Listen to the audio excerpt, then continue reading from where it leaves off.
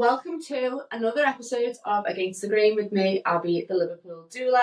I've got a very special guest today. It's Rachel Williams, my homeopath, and it's our first episode on location. This is. Never done it before. Still don't know what the fuck I'm doing, guys, but we're just rolling with it. Today we're going to talk about medical freedom, taking back control of your health, treating yourself, ailments, your family at home, and I'm just going to tell you a little bit about my journey into homeopathy, and then I'm going to talk to Rachel about what the fuck is homeopathy if you don't know, all about how it can help you and how you can use it at home to treat your whole family, including your pets as well. So I think I started my homeopathy journey about 4 years ago. I booked an appointment for my mum, and what fascinated me the most probably was the in-depth consultation form, because when you go to a doctor about, say, headaches, the doctor will say, here's a pill to treat the pain of the headache, whereas homeopathy looks at you as a whole person. One remedy that might work for one person's headache is not the same as what will work for another person's headache.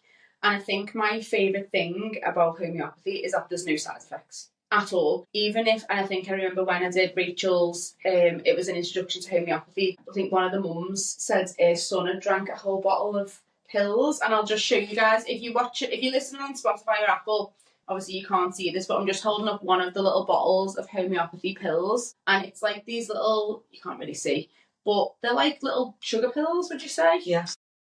Basically, in homeopathy, 1 pill or 50 pills is 1 dose. So you can't OD on them, you can't get side effects from them, and the very worst thing that would happen in homeopathy is that simply the remedy that you've picked doesn't work and you find another remedy and you move on. You can't be poisoned by them, or can you be poisoned by them? No. No. It's not a toxic medication, and so many people are used to saying just 2 paracetamol or 2 ibuprofen, etc., etc. But it's all about how many times it's introduced into the body.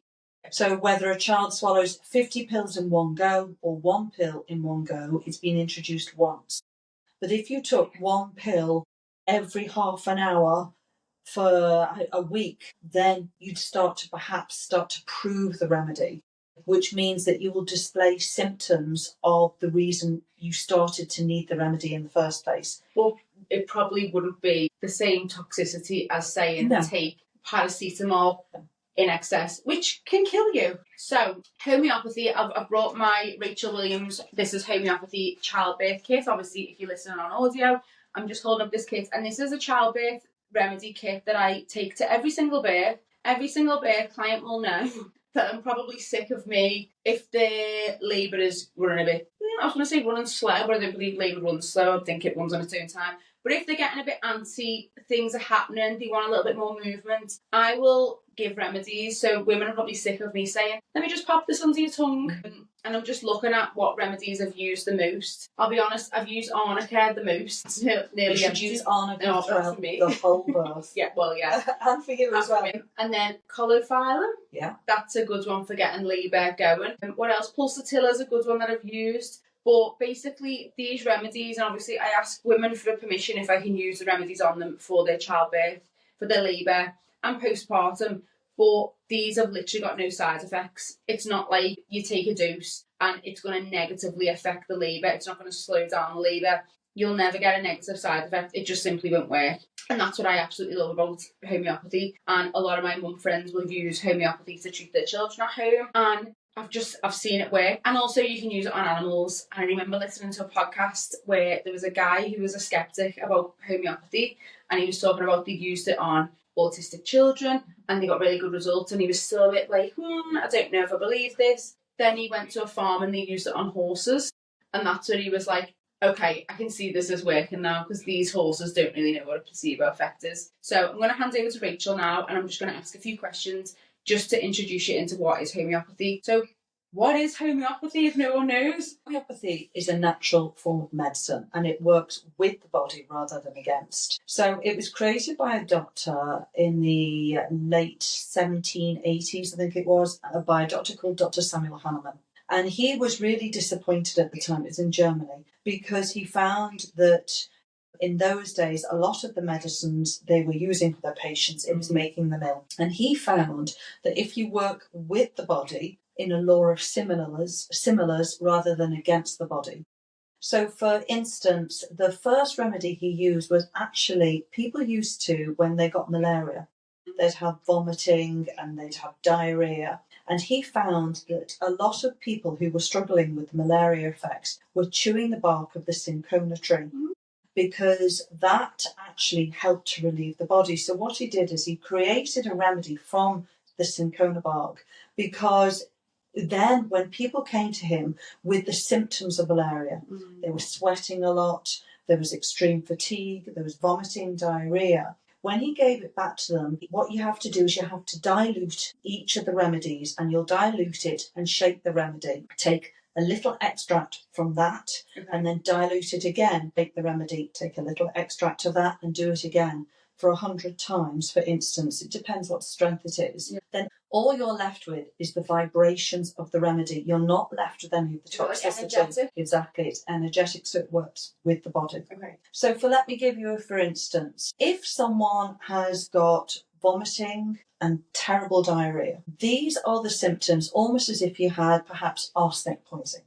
So a remedy for extreme vomiting and diarrhea is called arsenicum album. And what's happened is they've diluted and succussed 100 times arsenicum album, and then you give it back to the person who's got vomiting and diarrhea, and it works with the body rather than against. So from someone who doesn't know about homeopathy, and I know a little bit because I've done your course, it's like you take something that causes these symptoms, diluted to treat the symptoms. So you match the symptoms of the sufferer with the symptoms of the remedy. I see. So it's like having a good match. Okay. So you talked about, say for instance, migraines, headaches. Everybody's migraine is different. Yeah.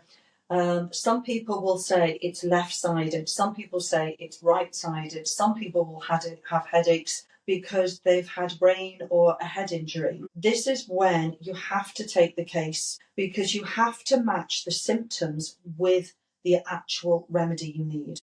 So say, for instance, if someone has got, they've had a terrible fall, like I had a patient who'd been skiing, he'd had a terrible fall, and really ever since then, even though it was like 9 years ago, he'd had headaches. His remedy to start with was arnica, because arnica is ideal for any bruising. Arnica is ideal for. I feel like that might be the one thing that people may have heard of. Arnica is a really good. If you have the cream boots, yeah. But he had even forgotten that. So he was under the care in the hospital. He was having XYZ meds, and it was only when he actually came to me and I took the full case. When did your headache start? He worked it out. Bizarrely, he'd forgotten. Okay. Yeah. So, with regards to, and I know a lot of mums turn to homeopathy for their children. So, when it comes to, say, skin issues, eczema, asthma, I'm trying to think what other common childhood colds, coughs, can these be used to treat these issues that, say, most normies would maybe reach for Calpol? Can these be used to treat childhood things? This is the beauty of homeopathy. And many, many years ago, when my children were young, that's how I started to understand homeopathy. When you go to France, when you go to Germany, these are the remedies that the pharmacies will give you.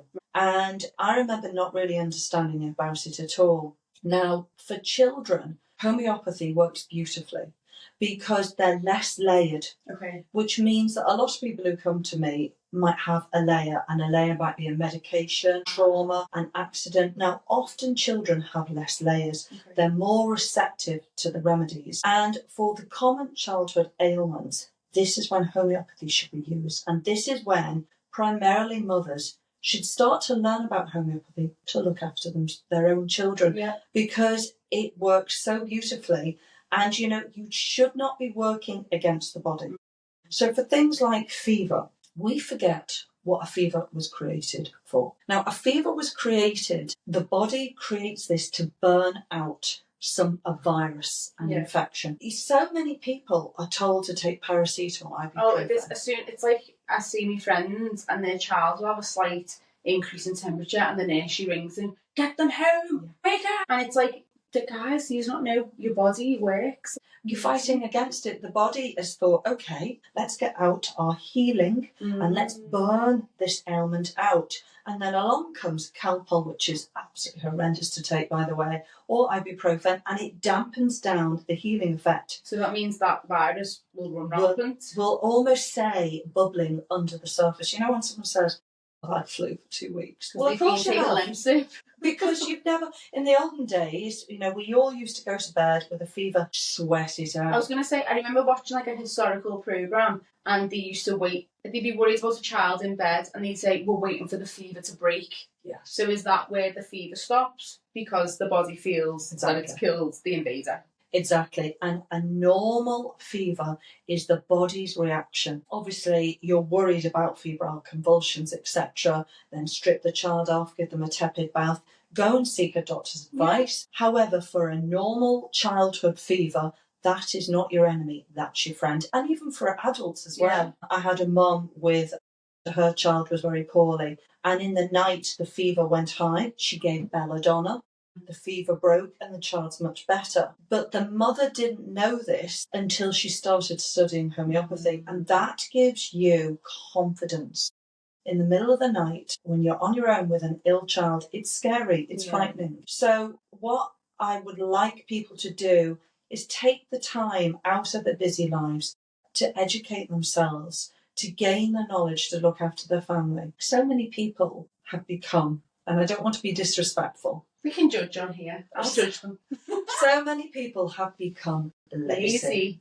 Yeah. They want everything to be spoon fed to them. They don't want to think about what remedy to take. They just want to go to the doctors, be given antibiotics, be given Calpol. They don't have the headspace, they don't have the time, they don't have the inclination. I'm saying this, it's funny because it's like we've got these in our hands constantly and it's so easy to just even, ChatGPT and AI, whatever, but you could literally say to ChatGPT, you don't even have to type. You could lie in bed like this. Yeah. ChatGPT, what remedy can I take for XYZ? And they will literally list you. But it's like, it's the thing of like outsourcing the power. It is. And I was actually thinking about when did parents, when did the individual outsource their power? And hospital birth have anything to do with it? I think it happened, obviously, it probably started after the Second World War when the NHS came through. Yeah. And I think the NHS is one of the best parts of our society. Yeah, definitely. But it was created to help people in need. In that dire need. It was not created to take away your knowledge, your family knowledge, your family inheritary tools, and just go, there you go, there's my whole life, you tell me what to do, you tell me what to eat, you tell me how to live. Where did all of our power go? Because it's even when you think of old wives' tales, were they just natural remedies that women had passed down and had to look after their children? Now, that's an old wives' tale. Well, I'm sure the old wives could look after you better than someone in a white coat. You know, when women were giving birth, they would knock on the door of the experienced wise woman who's perhaps been to hundreds of births. Yeah. They would not call on a newly experienced doctor who's not got that hands-on experience that the women did. A physiological birth. Yeah. They're there for problems, not solutions. But I fully agree. So, with regards to pharmaceuticals, like obviously for me, I would use homeopathy before I would ever go to a doctor or I would buy a packaged medicine. But I know that some people will be afraid to use homeopathy alongside conventional medicine. Mm-hmm. Can it be used with conventional medicine to lessen the symptoms? In my mind, what jumps out for me is chemotherapy. It can relieve the symptoms of chemotherapy. Yeah. In France, for instance, all oncologists are taught about homeopathy in the cancer wards, and there's some great books that French oncologists have written and that help alleviate the symptoms of radiotherapy, chemotherapy. And a lot of these remedies work in conjunction. If someone perhaps is taking, one of my friend's daughters, she had a severe cancer, and when she was having chemotherapy, she would be left on the floor very, very poorly. What you can do is you can take a drug and have it made into a homeopathic potency. Wow.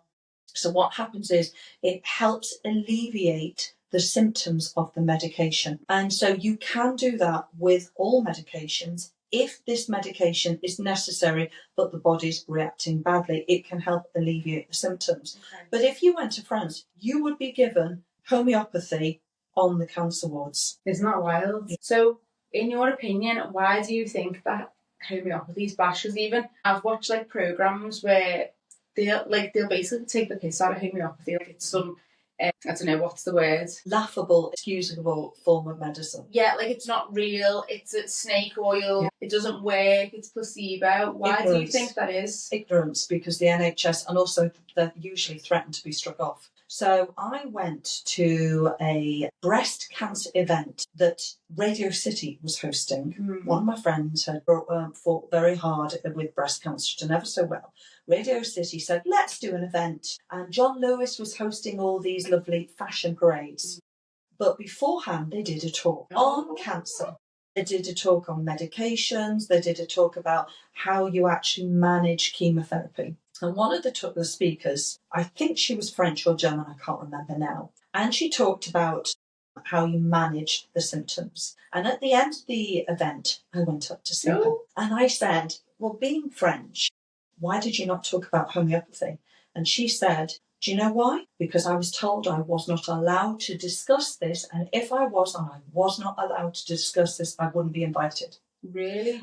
Is this by the UK people? This was by the host. Okay. They would not let me discuss homeopathy. And if I had homeopathy and cancer, that's what my choice would be. And when I'm in France, that's how we treat them. And that's normal treatment? Yes. Like no one bats an eye. But when she was invited to talk in the UK, she was told under no circumstances was she allowed to bring it up, even though she wanted to. And also in her training and her doctor practice type thing in the hospital, it was fine in France. Exactly. Wow. But in the UK, she was not allowed to. And this is where I get so angry, because I trained in India and there are millions of people in India. Yeah. And Gandhi said that homeopathy was the highest form of cure. So I would say that nearly every Indian will always have been able to use and access homeopathy on every street corner. You actually have that, and there's a lot of guidelines. Okay, it's not that anyone can be a homeopath. It's years of training and licensing. Exactly. Yeah, there's deep respect for homeopathy. And I went to Calcutta. I saw for myself the pathology of people who had the worst conditions that no one's ever seen in this country, and they would go back 6 weeks, 8 weeks later, and the condition were 50%, 80% better only with homeopathy. And no other lifestyle changes, just with the prescription. Exactly. Yeah. And they don't even bat an eyelid. In Germany and France, that's exactly the same. But in the UK, we have been led to believe that the only way a person can improve their health is through medications. It's not the only way. And it frustrates me that we are stopping people having freedom of speech to be able to say, my experience of homeopathy has been this, and at least giving people options. So that's what really upsets me. What do you think it is, the root? Do you think it's the pharmaceutical industry? Do you think it's the NHS money-making system? Why do you think it's been dampened down? Or is that's too deep to answer? Honestly, I think it's both. I think the powers that be, whoever they are very powerful. And they will threaten doctors to be struck off if they decide that they want to do anything else. And doctors aren't even allowed to discuss healthy living. They're not allowed to discuss, have you had acupuncture? Have you had osteopathy? What about different herbal supplements for the menopause? It's almost as if they've become so narrow in their form of healing. And this actually is not a slur to the doctors. No. My father was a doctor, and I have great respect for the medical authorities. I really, really do. And doctors really have their hands tied. And you cannot take on the NHS. The NHS is a powerful beast, and the NHS will always win, which is where I come in, you come in, your friends come in, the neighbours come in, because the power of sharing knowledge can be very, very valuable. Yeah. I do think as well, it's like the education system for doctors is so blinkered that I've heard them say to cancer patients, just eat McDonald's, whatever you want, just to get the calories in. They've got zero knowledge, zero education. And I don't know whether it's like the education system is so, I'm trying to think of the words, it's like it makes them closed. They're blinkered. They're blinkered, and they will not accept anything external. I've heard of, and you've probably worked with people with Crohn's, colitis, stuff like that, and they'll tell them to just eat white food, chicken nuggets, chips, and I'm like, and I know, and the only people I know who have managed to cure these conditions are the ones who've stepped back and gone, I'm just going to do this myself. They've used homeopathy, they've used fasting, herbs, and I don't know anyone who moves away from that allopathic is the right word, isn't it? Yes, yeah. Allopathic system and regrets it. No one. I only know people who've used it, then they move away and they're like, what was I doing? I don't know anyone who goes the other way. It's only enriched their life. And don't think I'm saying homeopathy and only that. It's different forms of holistic care, like a jigsaw, like a tapestry. And life is meant to be a rich tapestry. Yeah. Why in hospitals do they have carcinogenic foods? Why in hospital are they feeding people with severe chronic illness foods that are going to make them inflammatory? And a lot of people go, oh yeah, but the NHS, you're getting it for free and you should be grateful for what you're given. These are the things that are making us ill. And it starts really from the cradle. Yeah. It starts feeding your children well. It starts trying, and there's no judgment here, trying to have there's natural pregnancy and there's natural birth and there's breastfeeding and perhaps weaning your children with the best foods that you can. Yeah. It doesn't have to cost the earth.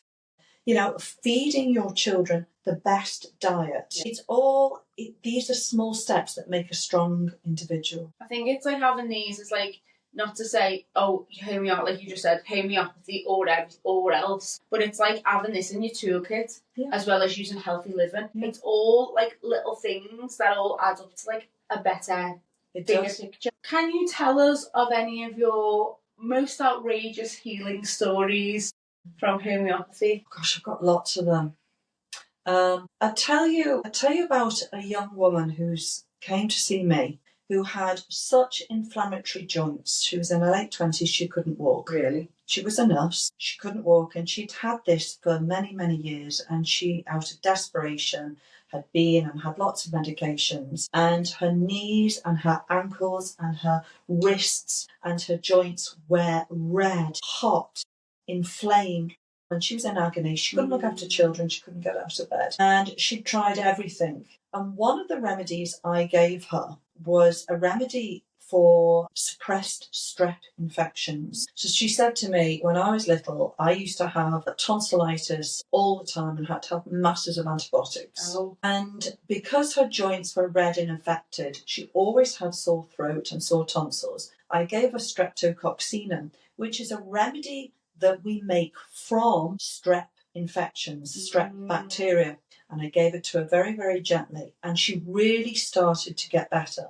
And for about 18 months, there was a really, really good improvement. And then all of a sudden, things stopped improving and things started to go downhill. And I knew that there was a barrier. We got to a layer and there was a barrier there that I had to work out what it was, and it was not easy. And eventually, after many remedies, I said to her, how much medications, how long did you take them? And she'd take them for so long. So I gave her the remedy made from prednisolone, because she had prednisolone constantly for many years. What is that, an antibiotic? It's a steroid. Okay. I gave her 1 dose of prednisolone in homeopathic prednisolone. So it's a remedy made from the drug, but without all of the toxicity straight away. And that really was so interesting, because that was another layer. Now, so we've got rid of the strep infection.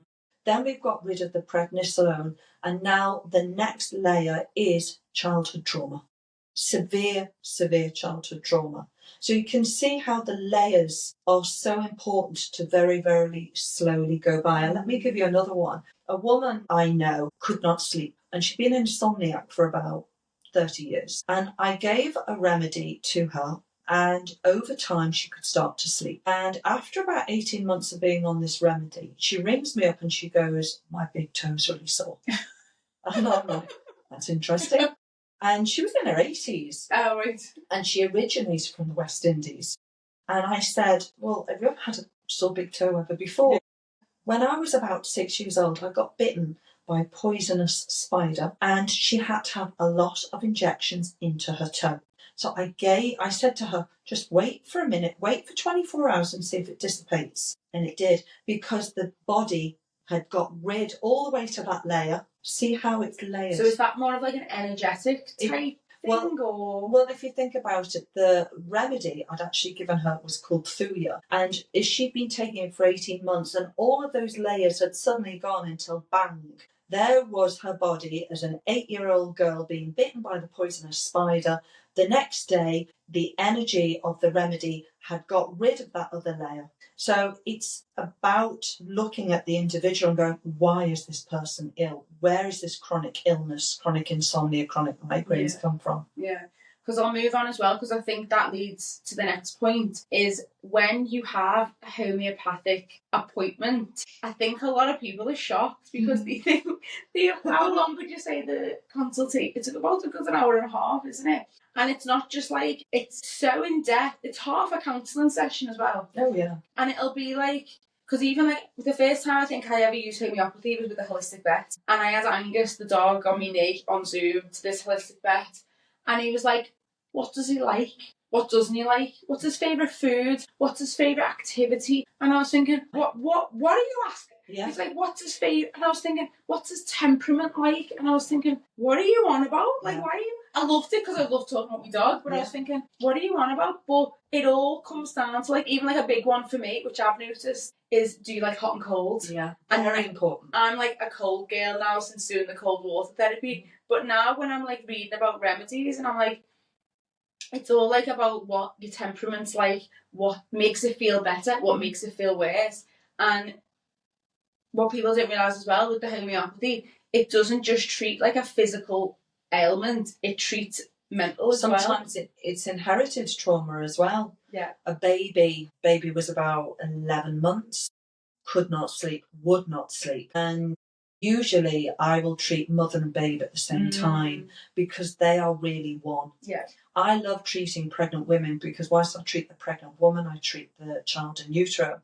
But this baby was about 10 months old, never slept. And I realised that the mother had undergone horrific trauma and grief during pregnancy. So I gave this baby a remedy called carcinosin, which is for long-term grief and trauma, started sleeping through the next day. Sometimes I'll just give you, for instance, a child doesn't sleep, and I'll look into the family ancestry, and there's drug addiction and there's alcoholism in the family. And I will give them a remedy, sometimes called cifalinum, which is often a good remedy for families who've got inherited addictions. Right. And so this is why when a homeopath will see you, they want to know, have you got any family diseases? Is there addictions? And, all of these things, is there trauma? Because they will play a huge part, and it's a ripple effect. And isn't that funny how, like, a doctor will never ask? No. They'll just say any family history of any cancers, blood clots, diabetes. And I'm like, by the way, those can all be lifestyle. Yes. They're not even genetic. A lovely story was a boy, and he'd been displaying certain behavioural issues. He'd become quite destructive. And his father had been in the American Army during a time where he was given a lot of experimental vaccines. Yes. Now, this was before the child was conceived, and this child was in such a difficult position. He was threatened with expulsion, etc., etc. And I gave this child a homeopathic version of lithium. Okay. Because of his father. Because lithium can be used in pharmaceuticals to treat mental health issues. Yes. Quite a strong drug as well. Yeah, but remember, this drug is in the homeopathic. And the child, the grandparents came on to the second appointment to say, thank you for giving our child, our grandchild back. Because I had to think to myself, why is this child displaying such behavioural issues? And his father has addictions as well. So often you have to look at what's in the parents' process. Peeling the layers away, which I think, what would the NHS do with that child? Maybe medicate him. Yeah, and a whole life then full of medication. And also I think as well, when you look into like the homeopathy side of it, you're probably learning more about yourself, why you're behaving the way you behave, why things are happening, and then it gives you more power to be able to tackle them. So it's not even just about, oh, I'll learn a bit of homeopathy and I can give myself a remedy. It's like looking at layers and patterns. I know there's like is it Ignatia that you give for grief? Yeah, along with many others. Yeah, I think for me, you've given me Natmare, which has been good for like suppression of emotions, hormones. I think that homeopathy, there's nothing that I can't treat, is there? In my humble experience, people will say to me, Rachel, does homeopathy treat UTIs, kidney stones? I mean, the list is endless. There's nothing that's not been able to be improved, treated, cured, and it's also about when you have an appointment with a homeopath. As again, it's a bit like therapy, but I also discuss lifestyle. A lot of people, because of lack of family support, don't know about diet, don't know about communicating with one another effectively, don't know about perhaps turning off screens and having mindfulness, going for fresh air, going for walks, all the things that I take for granted. But perhaps some people have come from environments where they weren't taught these life-affirming tools. Yeah, I think it is. It's like a whole, because I know you've given me not just homeopathy, but I think it's Agnes Castus, which has been, I think when I had a bit of a mental breakdown, I haven't took my Agnes Castus for the last 2 weeks of me cycle. It helps create natural progesterone. Yeah. And sometimes there's a dip, and women need Vitex Agnes Castus, which is great to help balance hormones. Oh, well, I was unbalanced. So that was probably why that happened. Let's have a little look. So let's talk a little bit about homeopathy for pets. Okay. Because I know you use it regularly. What can it treat? Or is that like a thing with the human thing? It can treat everything. Homeopathy is for anything that's living. Okay. So whether it's an animal, anything. Okay. So they've got homeopathic doctors, they've got homeopathic vets. Yes. And they've got homeopathic cattle farmers. Yes. And so anything that's living in your garden, anything, it doesn't matter. Because can you use it? Is it right you can use it for plants? Yeah, I use it all the time. If you're moving plants, then I would often put some arnica in your gardening jug, in your water can or whatever. Put arnica around it because it's actually suffered almost like a bruising because you've dug it up and moved it somewhere else. Oh my God. And perhaps if it's a hot day, do you remember how you talked about you taking Natmure? Sometimes if it's a really hot day and you think, my plants aren't doing well, if you give Natmure, then it will help, because Natmure is a remedy that you have for headaches aggravated in hot weather in the sun. So you can give it to a plant? Yeah. That is amazing. That's so funny. So we'll move on to your practice. I know you used to do face-to-face. Do you still do face-to-face sessions? All the time. Yeah. And then you can do Zoom sessions. All over the world. I was going to say, I remember that you're part of like a thing where someone anywhere in the world can go on and find a homeopath, and you do a lot of international work as well. I used to be part of an organisation where, you can have a homeopath throughout the world, but I'm very blessed that I don't need to. People just find me now, it's word of mouth. But I have people in Brisbane, I have people in China, I have people in especially America, all over the world. And I'm very, very lucky that I have local patients that love to come and see me, dogs. And also then I have people on Zoom, and it works, So I'm lucky that I can do a bit of everything. So if someone wanted to book an appointment with you, tell me kind of what would happen, what's the first appointment like, and what can they expect from treatment? Well, first of all, they book a first adult or first child appointment. Yeah. And I'll take anything up to an hour and a half. And I'll talk about all the things like if you're hot, if you're cold. The reason someone comes to me with eczema, I'm not going to give them the same remedy if they're hot and sweaty and they've got diarrhoea and they've got bad breath compared to someone who's chilly and they're constipated, because the body's needing different things. The body's calling for different remedies. And that's why you need to do the full in-depth consultation. Yeah, and this is what people don't understand. It is not one size fits all, and this is where the NHS sadly has gone wrong, because they will give antibiotics out, sadly now, too much. Like a child had been put on antibiotics because they had a sore finger.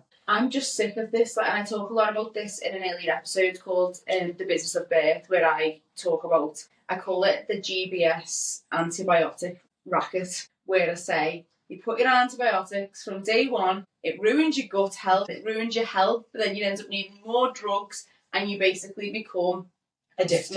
And a customer for life, really, isn't it? Steroids, eczema, acne, whatever, and you end up being a customer for life. And it is that they'll give antibiotics out just in case. And it's like, you haven't even cultured that bacteria to know what antibiotic you need to give. And I think as well they do that a lot with animals, don't they? They'll just go, prophylactic. Well, that's what the farmers do with the cows. Yeah. Because of mastitis, farming cows, dairy farming cows, they put antibiotics in their feed. And so this is why you should only ever drink organic milk. Yes. And this is a big, huge one for parents. Please do not give your children milk that's not organic, because you are consuming through the milk the antibiotics that the dairy farmers have had in their food. And they're just in case, aren't they?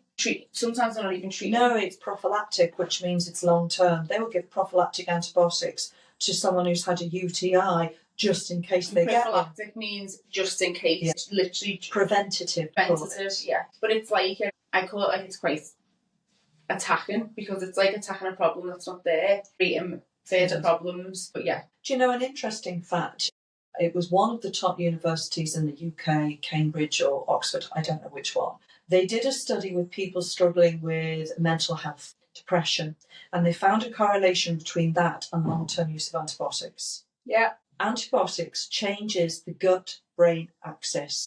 So if you have been struggling with perhaps depression, have you been taking antibiotics for a long term? Then you might be able to see that there is a link. Skin, have you been taking antibiotics? Is your baby got a skin issue, but you were given antibiotics in pregnancy or in delivery or mastitis, whatever it is, look at the root cause, because you might actually need to fix the gut first. Yeah. So this is where we need to look into this and think about, can we manage to look after something such as mastitis without antibiotics, which is when your pregnancy, birth and beyond kit comes in, because there's remedies like belladonna, there's remedies like phytolacca, all these things, bryonia, that can help with mastitis. And if a woman had a kit like this, one of my kits, okay, and it's a Friday night, and she goes, oh, I'm starting to feel as if I'll get mastitis. Rather than panicking, going, oh, what am I going to do? I can't manage, I'm becoming frightened, which you do. I think that worsens the illness as well. It does, and you feel vulnerable, and you're feeding a baby or whatever it is. You're going to rush to the out of hours. But if you think, do you know what? I've got Rachel's kit. I watched her videos and I remember her talking about mastitis, and you know what? It's been coming on me for some time now, and I feel a bit flowy. I know I'll take bryonia. You've got it there. You don't panic. You go to sleep and you think, thank God I've got my remedies, because you've taken the time to learn, to empower. And you can't do that unless you've read, listened to me and to other homeopaths, bought your remedies. Yeah. Because to be empowered means having a stockpile of remedies you need before it happens. And as well, I say, with the kits, the amount of remedies you get in those kits is like, it'll last years. They never go off. Do you know that in World War One, because there was no NHS then, and they believed in homeopathy, and you could get it from doctors, and the royal family took it. In World War One, when every young man was going off, they gave them a little tin with arnica and calendula and aconite and all the remedies. And these were used on the trenches. And they found them. And they tried them out and they still worked. So what's changed? It's like we've just outsourced our power.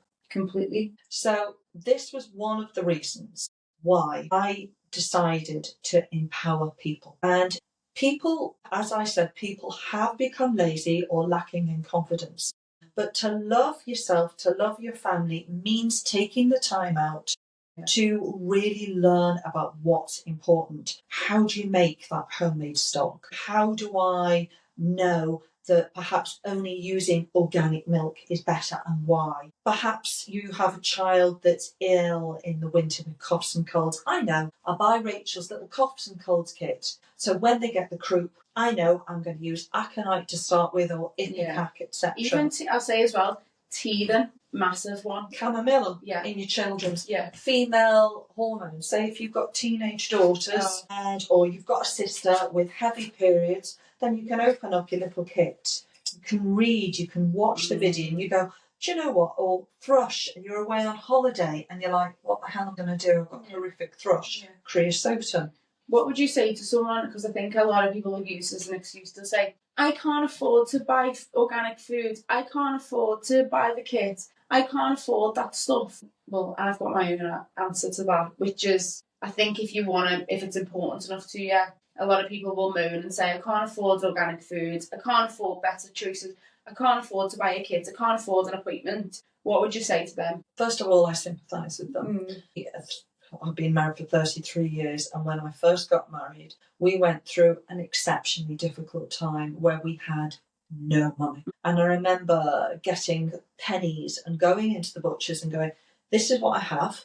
How much will you give me for this? And you can eat well on a low budget. You might not be able to buy all the extravagant things, but you can have a chicken, you can make a meal out of it for 5 days, you can have some pasta sauces and things like that. You can do these things. And also, and I don't want you to think I'm putting people down, but if it really means something to you, if you want it, you'll do it. You do. And a lot of the most passionate of my patients, often the ones on the limited budget, and they will save and save and save and save, and they will buy one of my kits. This never, ever goes I was going to off. say the amount of remedies, because I've had other homeopathy kits and none of them have got the same amount. When you're looking at, I mean, it's got masses in there, but for specific ailments, like that is everything connected with pregnancy and beyond.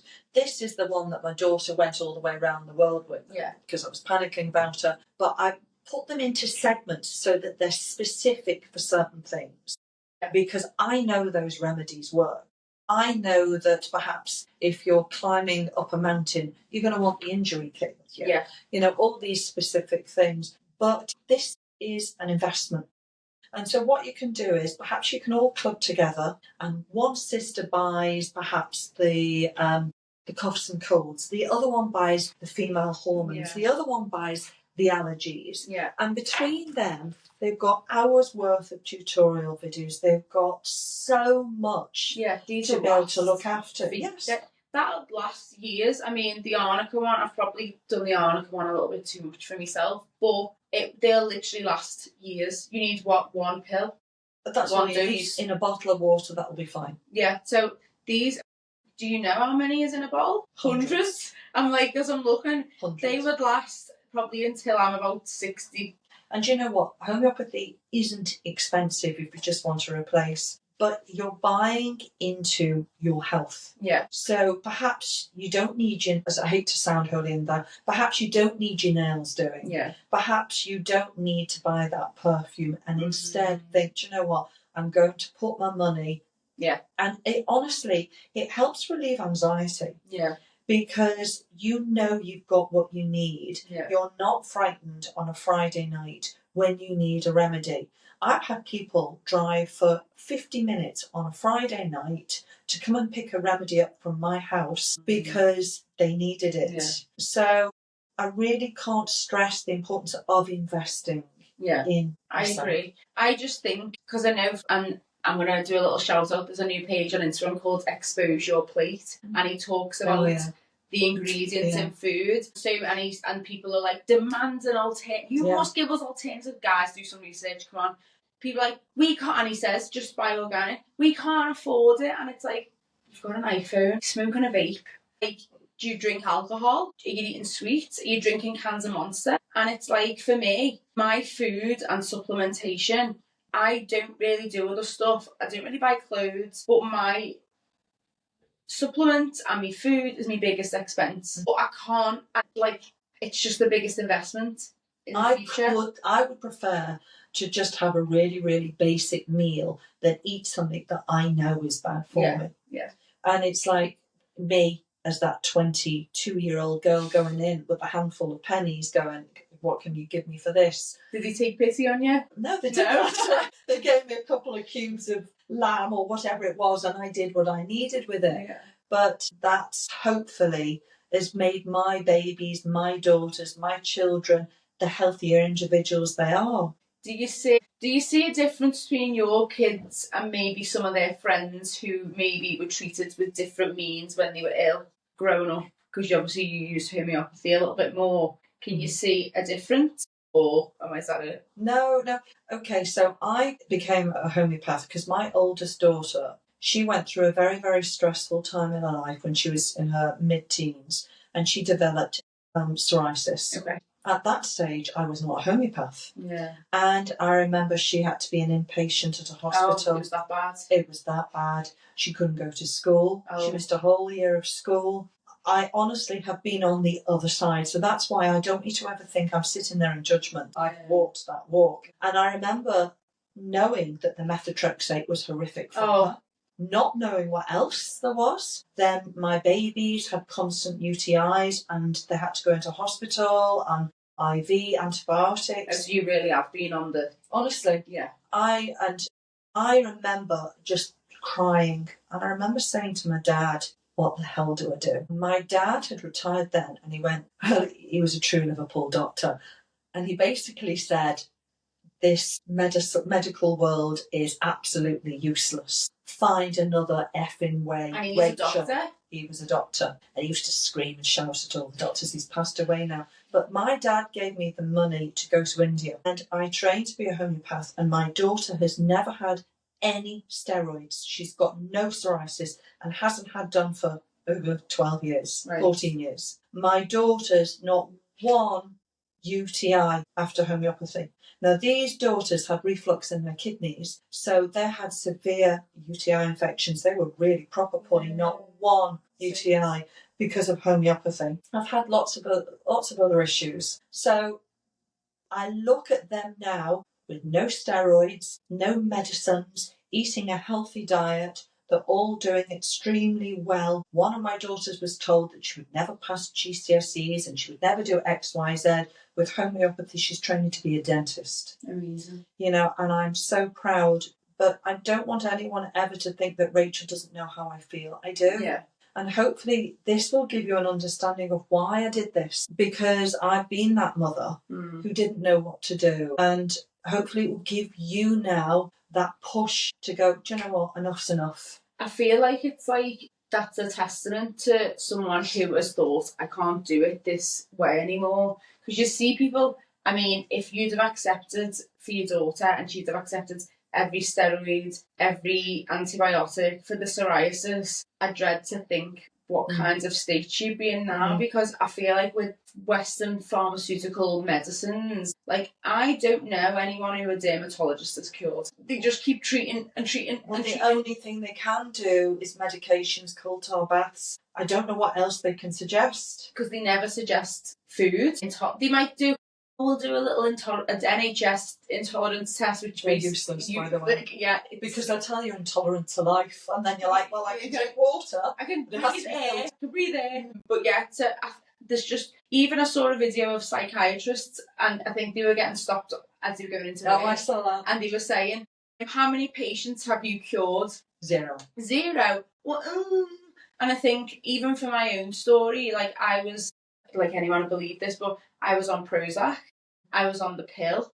I used to love taking the diazepam overnight, and a codeine, to sleep, because I didn't sleep. And I was so depressed, and I was riddled with anxiety. Still a bit riddled with a few, crank. But that's behaviours. just being a human being. But the level of pharmaceuticals that I was on, and even the cystic acne, and I was covered in acne from like head to boobs and all over my back.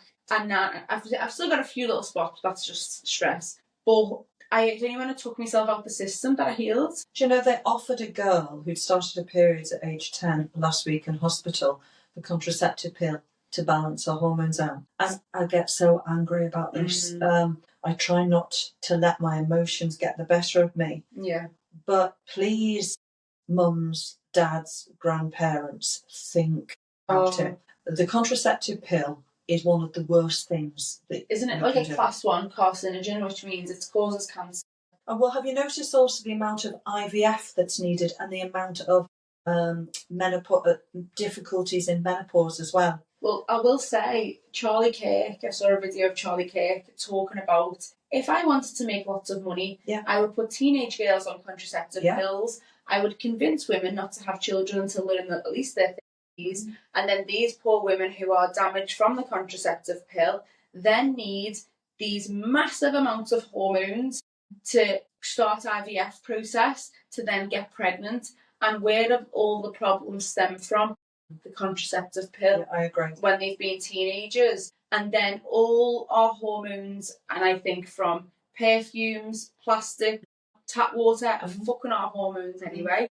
And then and women in society are having the most horrific menopause. And you wonder why. It's because our body has got used to synthetic hormones. Yeah. And I really sympathise with these women because it wasn't their fault. No. You know, and these women who are suicidal in menopause, they're not to be I'm not laughing at them or being ridiculing them. It's not their fault. And they've got to work 10 times harder to help themselves.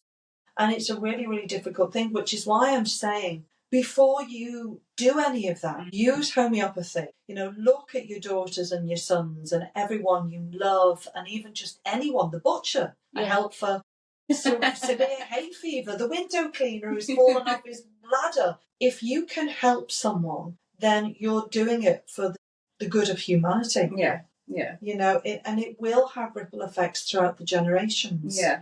I think it's just going back to taking control of your own healing. And I think part of the reason why modern medicine ridicules homeopathy is because people can literally do it themselves. They're taught at university to ridicule homeopathy. And in fact, my daughter, when she was studying dentistry... Because you have to go to medical school for a year or so? Well, they learnt a lot of sort of pathology because they're all correlated. And they had masses of lectures on homeopathy. What, how bad it is? Yes, but why would they do that if it wasn't a threat? They wouldn't, they'd just go... What they're doing is they're going, right, get them young and fresh, let's start feeding them the negatives. Let's start feeding them the narrative of the way we want to go. And you'll find that people who become homeopaths, so people who use homeopathy, they've always got a history. That's because we've had to flame and learn ourselves rather than people helping us in the first place. I wonder as well, with regards to homeopathy, it's like people are so disempowered, and then if they're teaching them these negatives in medical school when, you know, they're freshly learning and they're going to go on to help people, I say that in quotation marks, it's like disempowering people even further, because then these doctors are taught to ridicule people who want to help them. It's literally a vicious circle where people aren't going to want to help themselves because they're getting ridiculed by a professional. You have to earn the knowledge, but that is for everything in life. There is no quick fix of anything. You have to learn the knowledge to do any skill, and being a stronger human, a stronger individual, you have to earn the knowledge there, and you have to put in the hours, the dedication, the time. Yeah. And, you know, I implore everyone, you are worth it. Your family's worth it. Yeah. And every human being really needs that. Yeah. And so this is the whole reason why we do these podcasts, that hopefully you will tell and you will spread the word. And this is where empowering one another comes from. Yeah. And it's loving one another. It's loving the human race, our animals, our plants. It's born out of love. No one will give you a homeopathic remedy from hate. No. It wouldn't work. From ignorance. No one would. But there are certain things that people are given in life that is from ignorance and hatred and ambivalence. And so this is why, I say all the time that homeopathy is God's medicine, because it's about sharing, caring without medications and toxins. I know, it's funny, when I was at church one time, they asked me what I did, and I told them, and I said, I try and prevent women from being harmed by the medical system. And someone actually said, well, God made medicines. And I thought, no. God made these. God did not make a pharmaceutical company. Man made pharmaceuticals. And I think maybe even like the very first vaccine, which was a cowpox vaccine, they noticed that the milkmaids who were milking the cows who'd suffered from cowpox had a natural immunity because they were in contact with the cows, and that was the very first vaccine. And I believe that was made with real good intentions. But did you know that a lot of parents revolted? Did they? They did. A lot of parents in that time revolted. It was in the 19th century, I can't remember what year.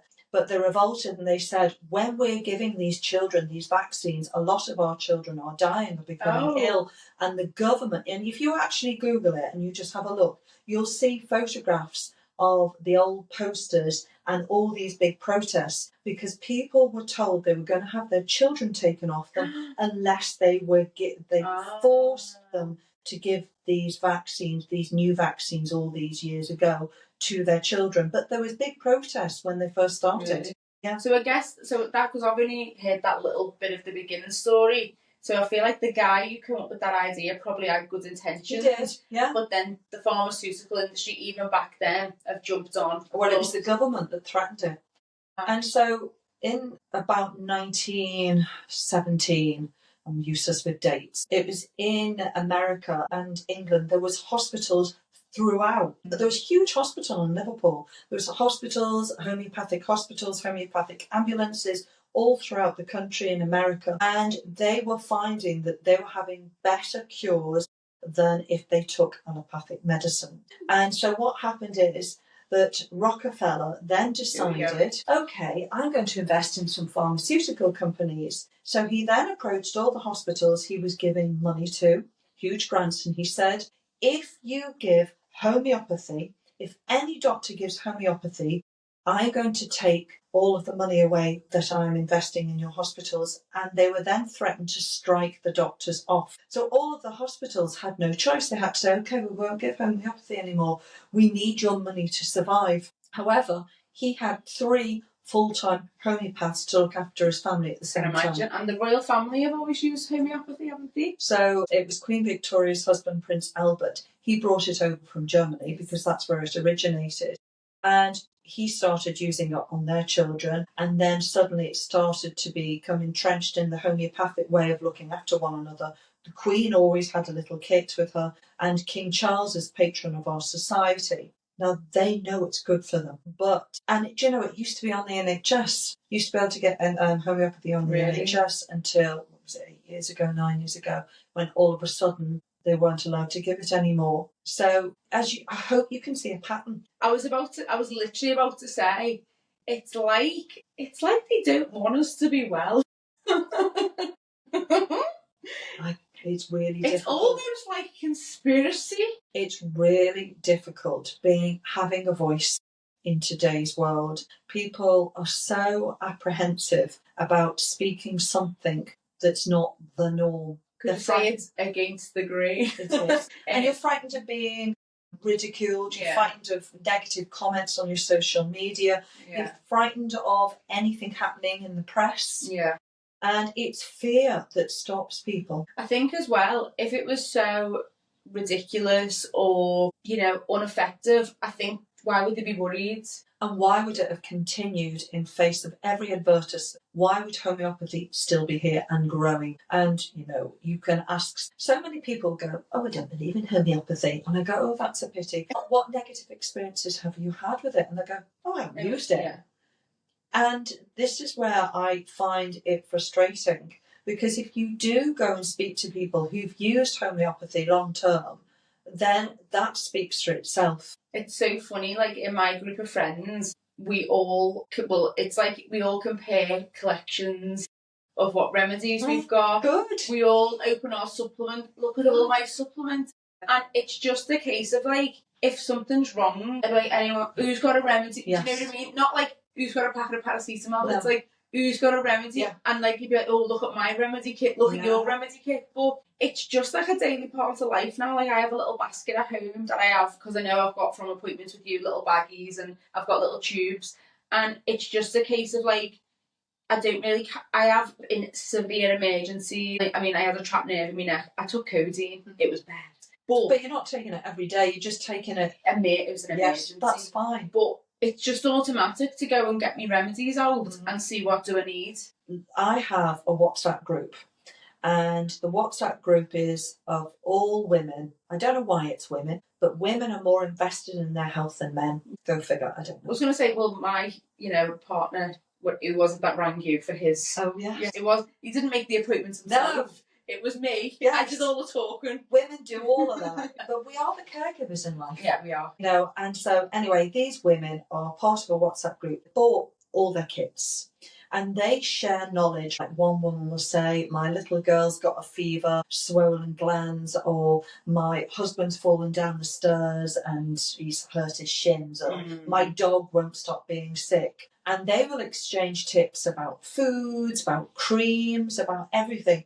Because we want to help one another. And you know how you said, oh, I talk about this with my friends. If one of your friends perhaps had a fever, you'd go, oh, I've got some belladonna, do you want it? Yeah. Because that is primarily what women do. And I think as well, when you start surrounding yourself with people who follow homeopathy, you learn so much. Yeah, you do. Just sharing the knowledge, and even that's just taking back your power. It is. Because it's like the same as like passing down the old wives' tales. It's like if you tell, oh, this was really effective for me, and then someone else will go, hey, it was dead effective for me, and it seeps out. Have you found that since the scamdemic, have you found that people are turning to you more? Every homeopath is massively busy, including me, and that is an honour, it's a blessing, and we're all massively busy throughout the world because people have suddenly thought, I'm going to think another thought. Yeah. I'm going to choose another way. I'm going to learn another tool. Because whatever I've been doing hasn't been working. I've been on statins, I've been on antibiotics, I've been on steroids, and I'm still not well. Don't expect an overnight cure, because you have to put your expectations into place. Someone will come to me and go, well, I've been on high blood pressure medications for 30 years, or Prozac for 30 years, or whatever it is. It's taking the layers off. So that's why, and I keep going back to this, that's why I did my videos and my kits, because homeopaths can't be on call every hour, every day. You can't have every remedy you need at every hour of every day. So prevention is better than cure. Yeah. And you do have to go out of your comfort zone. You do have to read books, watch tutorial videos, write notes, because your health is worth it. Yeah. I find in America, all of my patients have got a huge stockpile of medicines. They've got books, they've bought my kits, they've watched my videos, they've watched other people's videos. They've invested and they've got everything they need. And I think it's because they know that homeopathy is the only way they're going to look after themselves. Whereas in the UK, there's still this push-pull. Oh, I'm not sure I want to do that. Oh, but maybe I do. Yeah. And really, you've got to step out of the zone and look at it and think to yourself, am I worth learning? Is my family worth pushing and learning a new skill? Am I willing to invest? Yeah, I do. I think as well, a lot of people in this country, I think the older generation as well, it's very reliant on like authority. And this is like, they've got to do it themselves, and I think that's scary for them. It is scary. But like I said, if I ate every single one of those pills, what's going to happen? No. It won't poison me. No, but this is where the fear has got to go. Someone came for an appointment, he was full of anxiety, and I did an appointment with him, but he refused to take his remedies because he was too frightened to take the remedies, which is really sad. And this is where I'm trying to dissipate fear, that homeopathy will not harm you, it's only going to help you. And it's a lot better to go the natural way than going down a lifetime of antidepressants, and we need to try and also awaken and be in the world we live in. We've forgotten that we need to switch off technology. We've forgotten that we need to walk our children to school where we can. We need to walk to work. We need to switch off our phones and read a book. Yeah. We need to go to bed at the right time. We need to eat the right foods. It sounds very basic, but a lot of people just aren't doing it. They've become blinkered. They really have. They've become blinkered. They've forgotten what a human was made for, was created for. And we're all on this little, run where we've forgotten to look to one side and to the other. Have you ever been to a restaurant and the children have got headphones on looking at screens, and the parents are looking at their screens and they have forgotten to communicate with one another? It's not nice to look at, is it? It's our community is spiralling down a negative path, and we need to awaken, put everything down, eat a family meal together, spend that time communicating together. So I'm going to end there. One last question. If you had to give someone some brutally honest advice about homeopathy or life, predominantly homeopathy because that's the theme, what would it be? It would be that you're worth it. It would be that your health is wealth. It would be that everything you learn about homeopathy is going to enrich your health, your family's health, your loved one's health. And if you could just take that time to invest in yourself and step away from the narrative, you will find that throughout the generations, you and your family's health will really be supported. I agree. I think as well, the more you learn about it, it's very interesting as well, like fascinating. And like some of the stuff you're like, wow, that's nuts. And I think there's literally no downsides. There is none. Well, we talk about homeopathy and personalities, and when you read up and when you ask your homeopath, why are you giving me this remedy? A lot of it, people will say, well, because you like control, but that's based out of fear, because when you were a child, your mother used to scrub your hands, and that created this. And suddenly you can go, that's the reason. I know when you give me, it was a cycle of Nat Mare with folliculinum, and it was more a hormone balancer. And I went away and read about it, and I was like, how did she know? It was like, you've got anxiety, but it was suppression of emotion. But it was basically saying, you're nuts. And I was like, how did she know this nuts? But because you remember, you were like, oh, I'm glad you've read up on it. But I was like, how did she know I'm this unhinged? And it was literally, the remedies were spot on for exactly what I needed. So thank you so much, Rachel. I really appreciate letting me talk about homeopathy. I'm just going to show everyone for the video as well. If you're on audio, Rachel has got, there's 8 different kits. I've got more. Oh, there's 10. more. There's 10 kits. I'm going to pop everything in the show notes, so you'll be able to go on Rachel's website. You'll be able to buy from her shop. I've got a 10% off code, I think. Yeah. And if you want to book any appointments with Rachel, you can go through her website. It's very, very easy to book. And you can buy any of her products. 100% recommend homeopathy. I just think it can be life-changing, especially if you're pregnant or giving birth and maybe you can't afford a doula, maybe, I don't know, you don't want me because I'm too nuts. You can invest in your homeopathy, and then this kit you can use for the rest of your life. It's not just for childbirth, by the way. It's got remedies in there for ear infections and it's just more like the advice that's childbirth. But it's like if you're having a baby, that kit can be amazing. And I think as well, it's going to make you feel more in control when you're in labour. And also if you can get your birth partner involved, it's going to help them to help you, and it'll help them feel more useful. There's just no downsides to homeopathy, really. So thank you for coming on. So thank you for listening to Against the Grain with me, the Liverpool doula, where we question everything and reclaim our power. Nothing in this podcast can be construed as professional advice, and it does not replace the guidance of a trained professional. These conversations are here to spark curiosity and offer perspectives, not prescriptions. Always do your own research. Thank you very much.